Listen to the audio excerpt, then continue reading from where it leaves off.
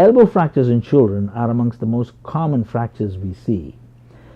Typically, this is a fall on an outstretched arm that causes this injury. The fractures that occur typically are at the lower end of the humerus, which is the arm bone. The commonest elbow fracture we find in kids is called a supracondylar fracture. Now, this is a fracture that does not involve the joint or the growth plate there. This typically occurs about a centimeter above the joint. Most of the children with this fracture can be treated in a cast, the cast being applied for about 3 weeks. However, there may be displacement enough that warrants surgical treatment, and the surgery is actually fairly straightforward in most instances, where we reposition the piece that is displaced and pin it with 2 or 3 steel pins. The pins are under the cast and are pulled in clinic in about 3 weeks.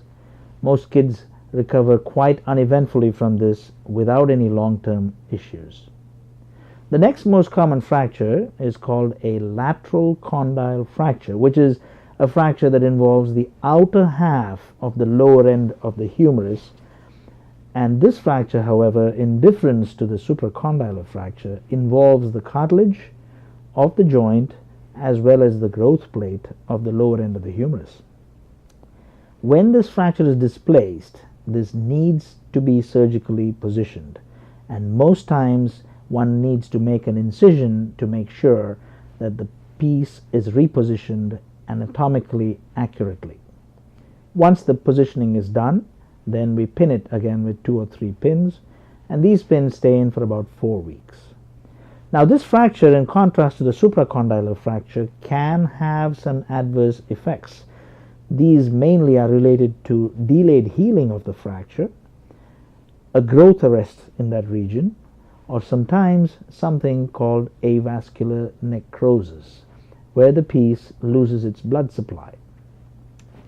The third most common elbow fracture in children is a medial epicondyle fracture, and that is on the inner side of the elbow. Again, most of these fractures may be treated non-operatively. However, displacement more than a centimeter or so may require surgical treatment. Outcomes in this fracture are fairly comparable between the operative and non-operative groups in the only few studies that have been published. Thank you.